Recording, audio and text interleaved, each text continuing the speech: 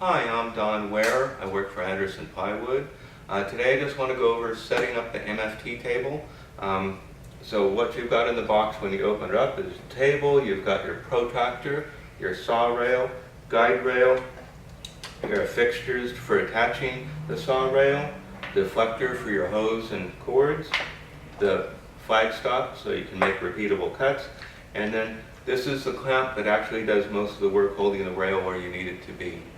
I'm going to have to stop and reposition the camera a couple times.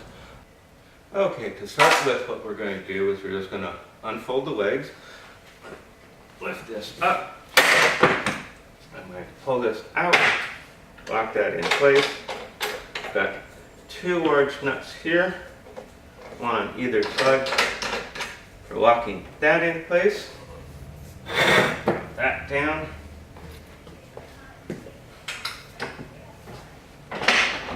Lift this side up.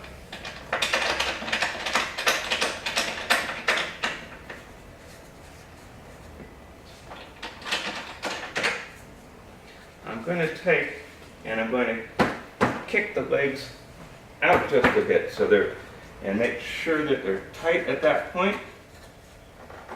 That will help keep the table sturdier. There we go. All right, let me go ahead and reposition this just a second. Okay, now that I got the table up and ready to go, we've got our hardware that actually holds the rail, and we've got one that's hinged. That I'll usually put on the far side, and then I've got the static one, the one I usually put closest to me. And on here there's two small blocks that are set at the factory in the rail on both sides. Those you want to put this right up to that, and to do that you want to have this handle extended out, you want to have this nut loose, you're going to slip it into the extrusion and all the way down to that pit, and then you're going to tighten this nut. I'm just going to lock this in place temporarily. Come over and do the same thing on this side.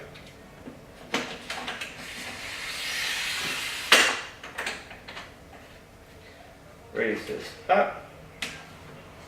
Lock that in place. Now, on here, I set this right in there. I have the Allen wrench that changes the blade on your circular saw. It's the same nuts that do this. All I'll do is lift this up and slide this right in till I can just barely see that plate underneath through the hole on the end of the rail here. We've got that dropped into place. I will go ahead and tighten the rear nut from underneath here.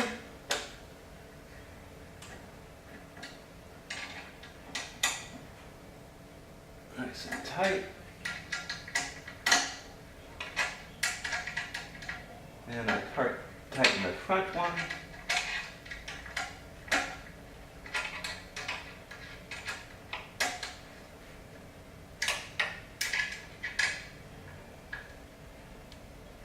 Nice and tight. There we go. When I lift this, I want it to come down and drop right into place every time. That's just about perfect.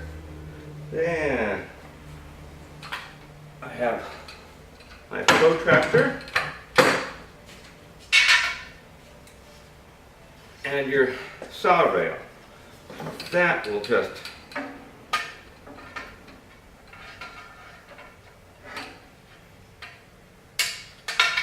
fit right into here.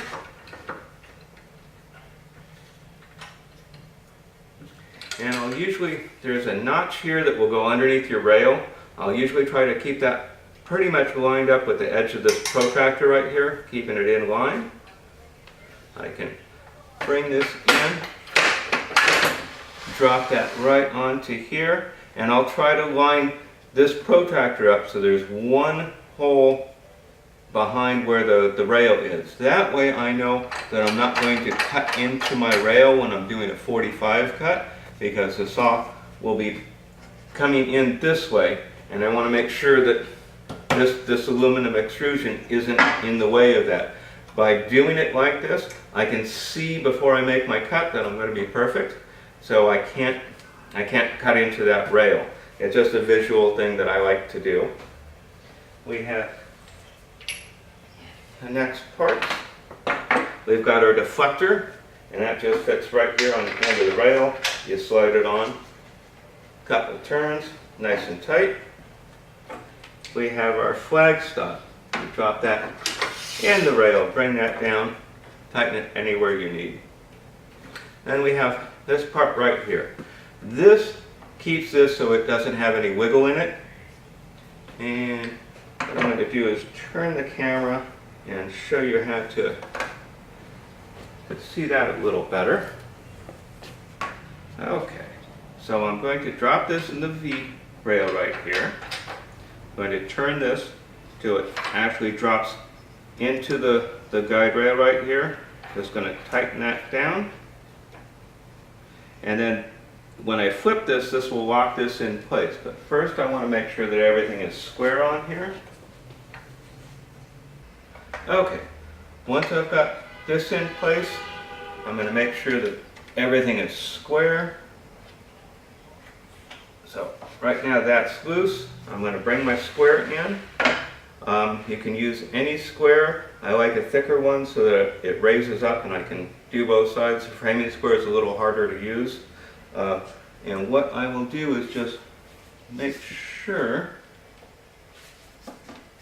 that this is touching all the way along, 18 inches here, 18 inches here, and perfectly square.